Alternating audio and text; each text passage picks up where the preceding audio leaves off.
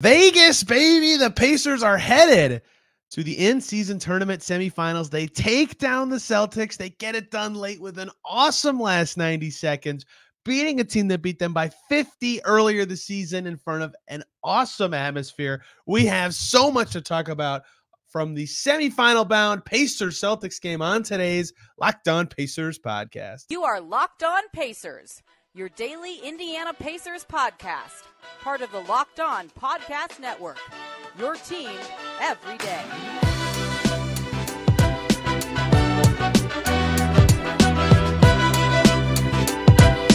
Happy Tuesday, everybody, and welcome into another edition of the Locked On Pacers podcast, where we, of course, talk about the first ever winners of an NBA in-season tournament quarterfinal game, the Indiana Pacers. As always, my name's Tony East. I cover the team for Forbes and SI, and today we have a lot to talk about. What a night in Gainbridge Fieldhouse it was Monday night. The Celtics in town, the same Boston Celtics that entered the night with the best record in the NBA, the same Boston Celtics that entered the night with the best net rating in the NBA, the same Boston Celtics that beat the Pacers by 51 in early November.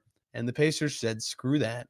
We are going to get this done on national TV in front of a big audience and show just how potent we can be at our best. What a win for the Pacers, 122-112. Buddy Hield making it a 10-point difference with a meaningless buzzer beating three with the crowd egging him on. What a win for the Pacers. I mean, it's just from a zoomed out perspective before talking about anything specific that happened in the game. For a team like this, a young team with one scheduled national TV game all season, which is in Boston on January 30th, they earned this game to be on TNT. And it was. And they're playing the Celtics, and they have wanted this sort of spotlight. Tyrese Haliburton's talked a lot about knowing when his national TV games are. He wants to prove it on this level of stage. They're the only team playing at 7. There are only NBA games tonight, or quarterfinal games. So the whole world's watching the Pacers. They've got one of the, if not the finals favorites in their house for a big game with all the lights on them. And they were up for it, man. They did absolutely everything that could have been asked of them. A slowed down pace, that's not been their style. No problem. They needed to defend at times this game. Guess what? No problem. Their stars were out. Haliburton was amazing. Turner was the tone setter at the start and end of the game. Buddy Hield hit big threes. Bruce Brown made nice defensive plays. You could go down the line of what these guys on the Pacers are asked to do, and they did it. And they did it when it mattered. And for a young ascending team trying to put themselves on the map, if you talk like you want to play on national TV, you better show up when the cameras are there and the announcers are there and the fans are in the arena. And boy, did the Indiana Pacers. They get it done over the Celtics, and they didn't look lucky, right? Sometimes in wins like these, you can run hot from three. Sometimes, and they did shoot pretty well from three, but sometimes in wins like these, there can be some fluky stuff. The Pacers played an awesome, composed is the best word I can use for a game against a very good team. And here's the number I will use to describe how composed and how locked in the Pacers were today. They had 6 turnovers in the whole game. That is unbelievable. I think they had 4 at halftime, so they had 2 in the second half.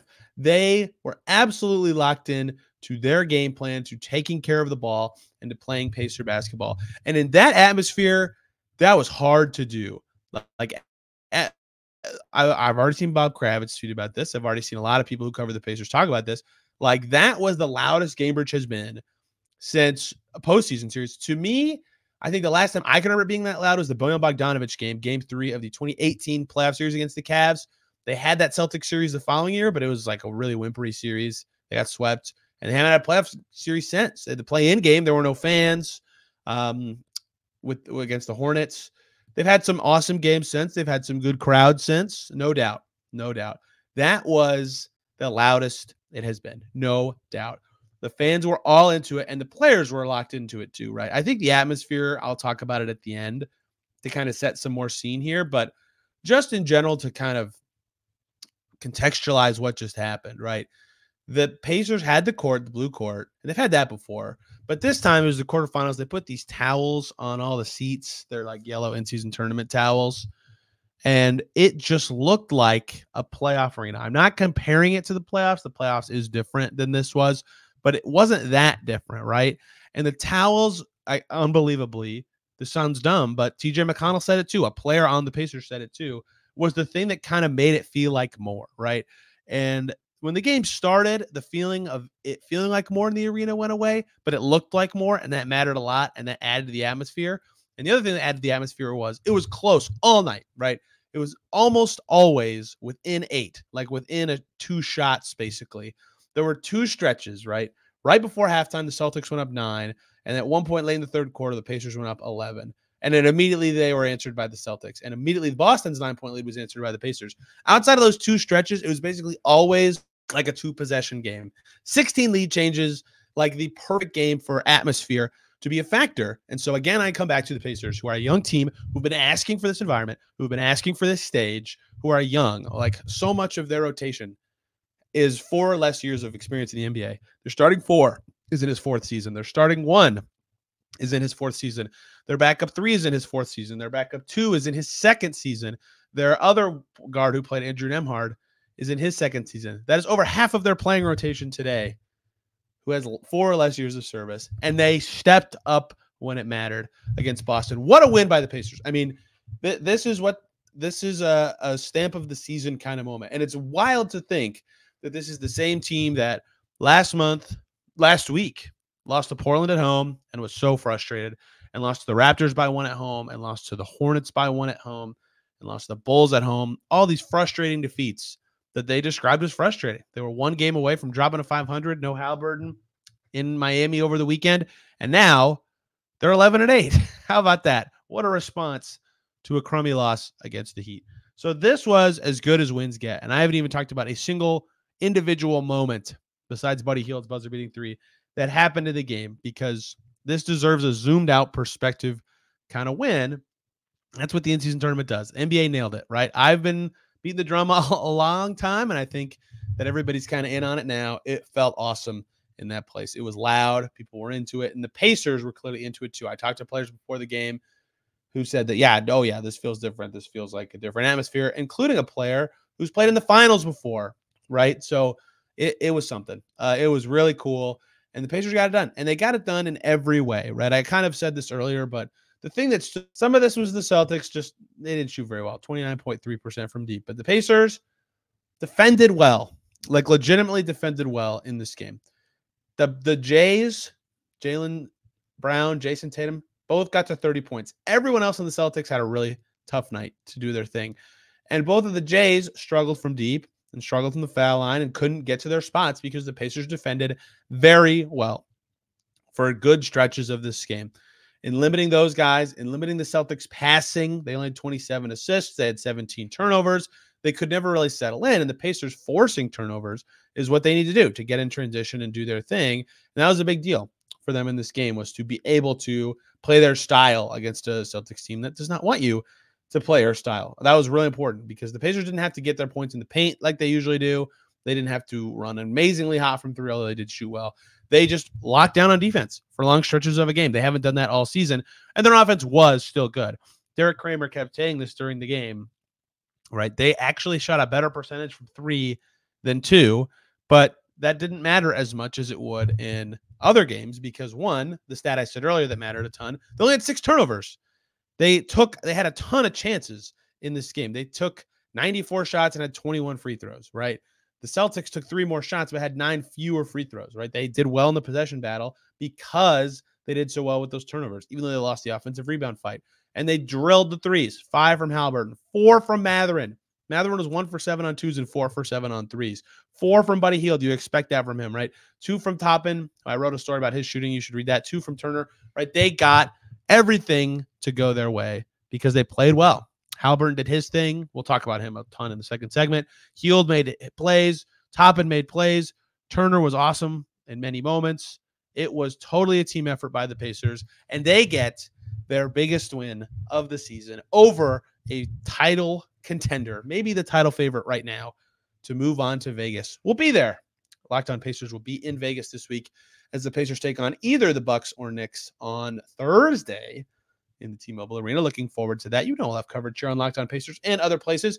We got to talk more about this game. We got to talk about the last 90 seconds because this game was tied with like a minute 33 to go before chaos in the arena. We got to talk about Tyrese Haliburton's triple-double.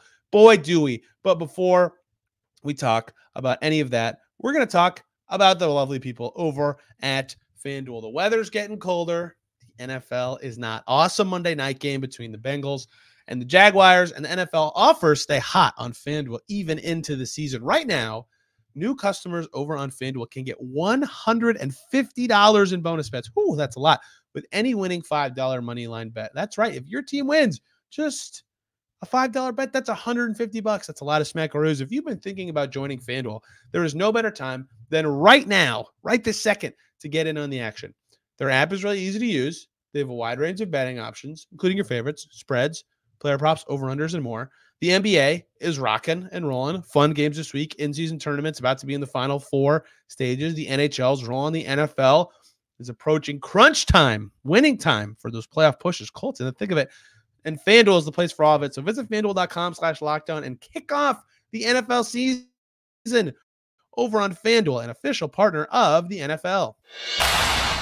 Back here on Locked On Pacers, thanks for making us your first listen today and every single day. For your second listen, check out Locked On Celtics with John Corrales. He was on this show yesterday, and I ended up winning a prediction battle with him there because I thought the bench would be important, and it was. He crushes it soloing Locked On Celtics. He can break down the loser's perspective of this game, what went wrong for Boston on what he tweeted. I believe this is what John tweeted after the game. The second loss ever for the Celtics when both Brown and Tatum hit 30 points. Usually they're pretty good when that happens. Awesome performance by the Pacers. I say we start at the end because this was, to me, people use this phrase a lot, basketball poetry, on like one really cool possession with lots of passes or a really cool game.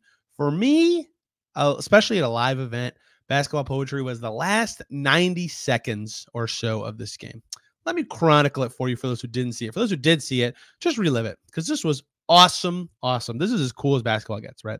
So fourth quarter, there's a minute and 57 seconds to go. And Jason Tatum hits a long 2, and it ties the game at 105. And Jason Tatum's been to the NBA Finals, and he's been in the MVP conversations, and he's a very good player. And him and Jaylen Brown both had 30 points at the time. And when it was tied at 105, I thought, man, we'll see if the Pacers will have what it takes to do this. And this is one of those epic moments of a game. And like I said, the atmosphere was unbelievable. The towels were being waved. Fans were cheering all night. We'll talk more about the atmosphere later. But it was awesome. And so the Pacers have a chance to take the lead with about a minute and a half to go. And boy, did they. None other than superstar man himself, Tyrese Haliburton, pulls up from about 27, 28 feet, just to the right of the top of the key, and drills a 3. And Derek White fouls him. He only had a sliver of space to get this 3 off. For a second, Derek White backed up. Foul. And by Derek White, I mean Jaylen Brown, because I'm a big dummy and my memory is completely failing me. Either way, an incredible shot, and the Pacers get the lead. And this is where the poetry starts, because in these close games like this, and in important games, the crowd gets a little louder after every big play of a momentum run. The determined music is crescendo. And some crescendos can be really quick, and there was a quick crescendo that we'll talk about in a second. But this one was really long, right? So there was some chatter because Tatum just tied the game, right? So everybody's standing, and everybody's kind of oohing at every moment. And the foul call, the whistle, there's that moment of suspense where everybody's saying ooh at the same time. And then boom, an explosion of fandom. Haliburton drills the 3, and then he hits the free throw. And then they get a stop. Jason Tatum misses a 3. And Bruce Brown gets a rebound, and the Pacers come down the floor, and Haliburton throws it, and it gets tipped out of bounds. Ball gets tipped out of bounds. So they have to throw it in from the baseline. And Haliburton takes a couple seconds to throw it in, and he flings it up to Buddy Hield at the top of the key. And just like Haliburton's 3, Buddy Hield barely wiggled free from his defender. And that was just enough space for him to launch a 3 himself. Boom, he drills it. All of a sudden, 1 Tatum miss and 2 Pacers makes. And in 40 seconds, they go from tied to up 7 thanks to the 4-point play. Hield's 3 obviously gets the crowd louder. They're now like, oh, wow, this could be a win. Hield just said he loved that moment, right? That's one of the shots you dream about with a crowd like that, in a game like that, with the importance like that. He drilled it. It was an awesome shot. And the Pacers are now up 7. Not done yet. Still some games to be played. But that was huge. And the crowd is now so loud. But it got better for the fans and for the Pacers because Derek White would come down the floor and try to drive and then throw a pass across the court. And Miles Turner tipped it, and it got stolen, and Haliburton ended up with it. And Aaron Nesmith just kind of snuck behind the defense, although it wasn't really sneaky. He just ran really hard. And Tyrese Haliburton threw him the ball, and he caught it, and he jumped up, and he dunked it. And man, did that place go nuts. So from 1 minute and 33 seconds to 44 seconds, less than a minute, 49 seconds to be exact, the Pacers just that was basketball poetry to me. The perfect crescendo of constantly the fans getting a little louder and a little louder, and the Pacers responding to it with good defense, with good plays, with good shooting, with a steal, with a dunk. They were excited. The bench was going nuts. The crowd was going nuts. It was awesome. That is what live sports are all about, are those kind of moments, right? And they just went absolutely crazy after Nesmith's dunk, which they should have. It was awesome. And I'm kind of out of words to describe the moment because it was just stunning. It was the perfect crescendo to me of sports. And what made it awesomer, like I mentioned earlier, is the slowness of it leading up to the healed three followed by the Nesmith dunk. You know, it was like 45 seconds before the healed three dropped. And then the Nesmith dunk happened right after. It felt so fast because the moments kind of are delayed when the reactions are really long. It was stunning. It was fantastic. Jaylen Brown missed a three after the Celtics timeout. That basically iced the game. They would actually cut it down to 6 after a Tatum bucket, and they got it down to 4 after a 3 later, but it was too late. It didn't matter. Bruce Brown hit some free throws. Pacers got some points, and then Buddy Hield hit a 3 at the buzzer that didn't matter. I asked him about that. It was 119-112, like when the game was over, air quotes, like the Celtics weren't fouling anymore. They had no chance of winning. But Buddy Hield just takes a left wing 3 for absolutely no reason to get the Pacers a 10-point win. I asked him why he shot it. He said, the crowd. They were like, shoot it, shoot it. I was like, I have to listen to the crowd. And he drilled it. It was awesome. Very cool moment in that game. I'm glad no one got mad or annoyed by that. So 10-point win is what the scoreboard says. It doesn't matter. So the last 90 seconds, I think, were the perfect encapsulation of why this game was so much fun, because the Pacers played unbelievably well, especially for that first 49 seconds of that span. But then again, at the end, to actually close out the Celtics, who did get back down to 4 to get it done. The other thing we have to talk about here is Tyrese Haliburton. I mean, what else can you say, right? Caitlin Cooper was on the show last week when we did our 16 and 16, and she said that she's out of superlatives, and I agreed. We are out of words to talk about how good he is, right? Unbelievable numbers. I believe I saw this correctly. It's one of the first 10 games ever in NBA history we've seen with the stat line he had, which is a triple-double, his first ever triple-double, 26 points, 10 rebounds, second time in his career he's cracked double-digit rebounds, 13 assists, 1 steal, no turnovers, 5 threes made, including the 3 where he got fouled, 10 for 18 from the field, plus 15. He's just unbelievable. He's just completely insane. NBA History was the account that tweeted the stat. I can just look it up while I'm talking. But like, a lot of guys say they want that game, right? I want to be on national TV more. I want to prove how good I am and this team is and what they believe in. To actually do it when he's really sick. He woke up in Miami on Saturday. He said he could barely breathe. He couldn't move very well. He didn't play. He was sick. He didn't play. And I said I thought he'd play for sure on Monday. I was right. But I don't know that it was as obvious as I let it on to be. Like, he is sick. And he said he didn't feel great about his first half in the game. And we'll talk about that in just a second. And he needed to have an inhaler at halftime, right? He was winded. That's the kind of game it was. So the exact stat, to be correct, is since turnovers were first tracked in 1978, Tyrese Haliburton is only the 3rd player to have 25 points, 10 rebounds, and 10 assists and 0 turnovers in a game at 23 or younger, joining Nikola Jokic and Grant Hill. Yeah, that's some Hall of Famers. That's some good company. It was just ridiculous the way he played and in that situation. So yes, he needed an inhaler at halftime. He was so winded. He did not feel great about his first half, his aggressiveness level. He had 7 points, I believe, at halftime. I'll double check that while I'm talking. And it wasn't like floating, but he did say early in the season, right, he had moments where he felt like he was floating. At halftime, he had 7 points, 6 rebounds, 2 assists. He was 3 for 8 from the field. And then he had 8 points in the first 4 minutes of the third quarter and just said, nah, you know what? I'm Tyrese Haliburton. And I turned to the person sitting next to me, And I said, there's some games where you need Tyrese Haliburton to be kumbaya Tyrese Haliburton, where he's getting everybody involved. He has 16 assists, and he's still scoring a lot, but everybody else getting involved is what makes the Pacers really potent that night. There's some games you need FU Tyrese Haliburton, who's like, I'm just going to dribble around until I see a sliver of space, then I'm going to shoot. They needed FU Tyrese Haliburton in the second half, and they got it. Third quarter tie, 12 points, 4 rebounds, 5 assists, 1 steal, 5 for 7 from the floor, plus 11. Huge in their comeback. Then they put him in the fourth. He needed an inhaler at halftime. Let me remind you that. He played the whole fourth quarter. 2 for 3, 7 points, 6 assists in just the fourth. I mean, what an unbelievable game from a guy who has ascended from really good, one of the back-end all-stars, to, oh man, there are people chanting loudly MVP at you in Gainbridge Fieldhouse. And you deserve the chance because you're playing that well on this stage for this team. Unbelievable game for Haliburton and the Pacers in general. A couple other guys I want to talk about the situation for the rest of the week. I still have to talk about because the Pacers will be playing a semifinal game in Las Vegas for sure. Against who? When? Well, we'll see. I'll tell you about that all in the final segment today after we talk about the lovely people over at Game Time, my favorite way to buy tickets for sports. And I'm not just saying that because a sheet of paper tells me to say that. I'm saying that because I did it in New York. I wanted to see the New York Liberty play this summer when I was there with my fiance. They were playing the Dallas Wings, and I thought, heck yeah, let's go see them.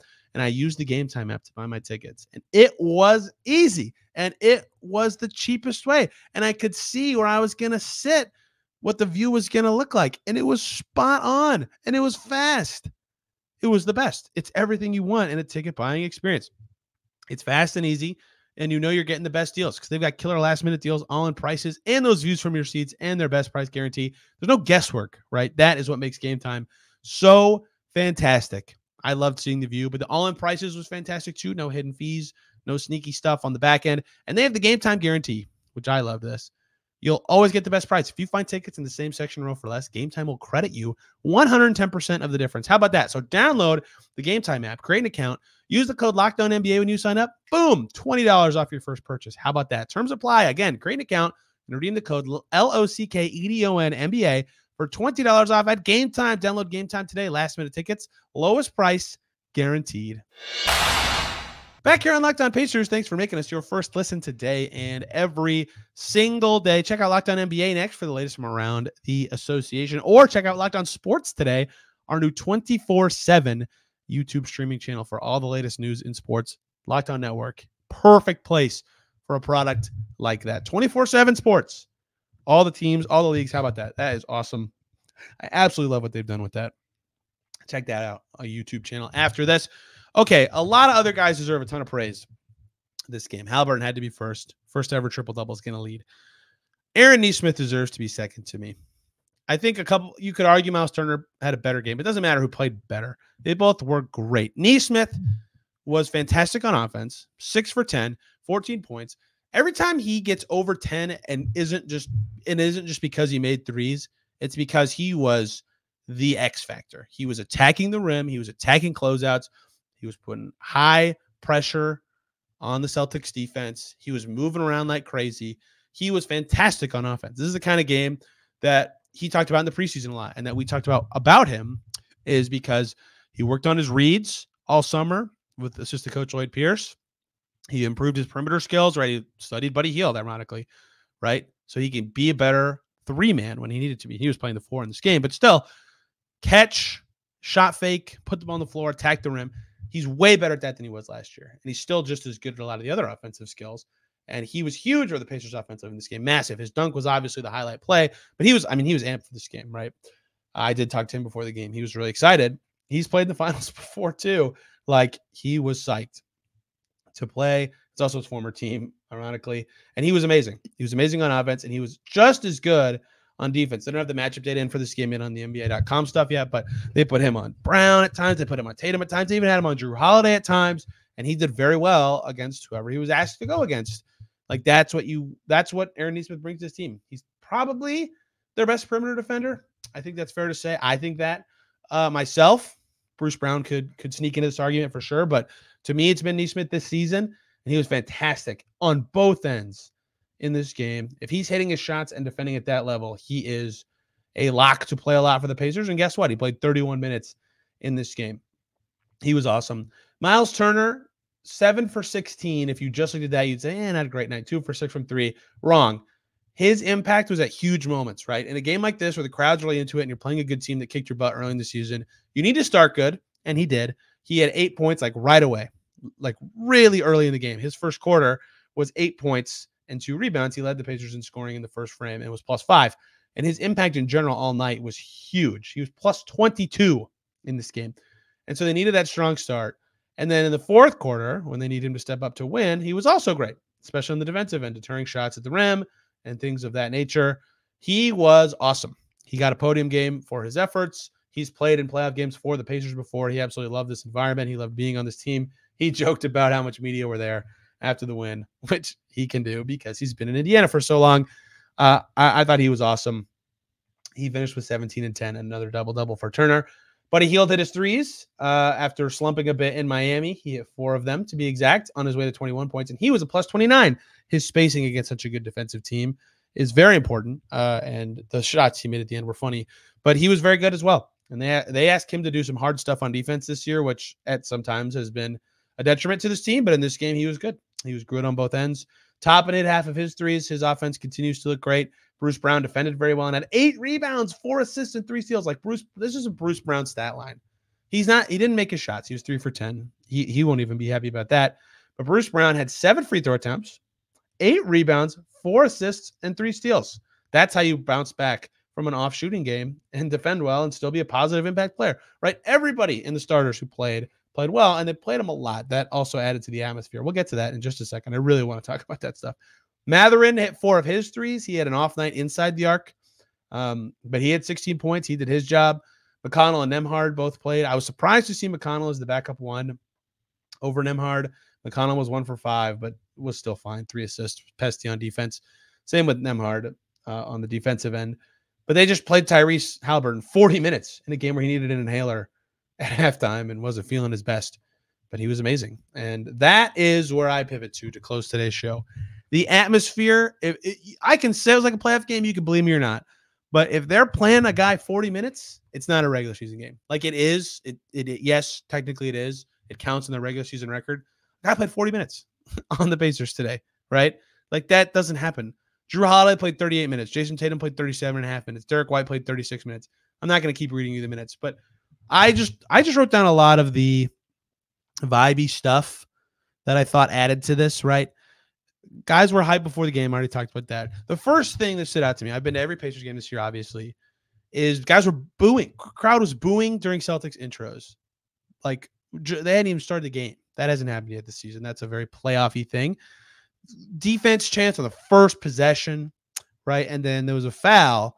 I don't remember how many possessions in it. Couldn't have been more than 2 or 3. Where Jason Tatum went to the line. I'll check while I talk. And it was a late whistle. And everybody hates late whistles, even players. And immediately, boos. Crazy boos. Yeah, 9 minutes and 38 seconds to go. Buddy Hield was called for a foul. Late whistle. In fact, funnily enough, it's according to NBA.com's play-by-play data, he got a rebound at 9:38 and wasn't fouled until 2 seconds later, which is a long time. Tons of boos, right? Like immediately I was like, oh wow, like this is gonna be a thing. The crowd's really into it already. And this is silly, but Tyrese Haliburton talked about it in the offseason, right? In the playoffs, games slow down, and he said the Pacers had to be better in the half court. And after 1 quarter, the slowed down game that has killed the Pacers all season, it did not kill them. But it was a very playoff score after 1 quarter, 24-22, right? Usually a game like that is bad for the Pacers. Bad news for them. It was not in this one. But normally it is. Like everything kept adding up to being that playoff atmosphere, like they all said. Constant defense chance throughout the game. Long threes from Haliburton kept getting the crowd into it.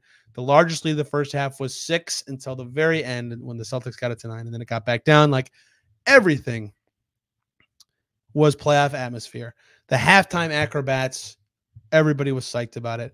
It was as cool of an atmosphere as I've seen for a regular season game in December. Jeremiah Johnson tweeted this, and I think this is spot on. Like he said, This is like one of the biggest regular season games for the Pacers in December since the undefeated at the time Warriors, who started 27-0, were in Indy when they were 22-0, right? Like, people were psyched for this game. You could feel it in the arena. You could see it by the way the teams played. You could see it by the adjustments. You could see it in the minutes. It's everything the NBA wanted. And the Pacers on TNT got it done. And they are headed to Vegas. What do we know about that? Not very much. The game will be Thursday for sure. They will play the winner of the Bucks-Knicks game, which is tonight if you're listening on Tuesday. If you listen after Tuesday, then you know who they play. TBD on the time of the game. I think it's actually out, but I don't know it off the top of my head. If they win, they would play in the finals game on Saturday. Thursday's game, the semifinal game on a neutral site court, is a regular season game. It'll count for the Pacers' regular season schedule. If they win and they play Saturday, Saturday's game does not count for their regular season schedule. If they lose on Thursday, that's it. They're done. Their tournament runs over. It's been awesome. And then they would not play till Monday when they play the Pistons in Detroit. I'll be there too. So that's all we know about when they're playing and who, but it's in Vegas and it's later this week and it's going to be awesome. It's going to be maybe the first semifinal game. They keep getting the first game. They got the first group stage game. They got the first quarterfinal game, and they keep winning all of them. And we're going to keep covering them all here on the Locked On Pacers podcast. Hope you guys enjoyed today's show. Lots of fun stuff to talk about from an awesome night in Cambridge. Check out some of the videos if you can. Ty's tweeting about it. Miles is tweeting about it. Everybody's excited on the team, and they will try to carry that excitement into more good play on Thursday. Thank you all a ton for listening. I am on Twitter or X or whatever at Tony R. East. This show is on there at Locked On Pacers. If you have anything you think I said stupidly or anything you'd like to add, that is the best place to reach out to me. Thank you all a ton for listening. Hope you had a fantastic day. We will see you soon.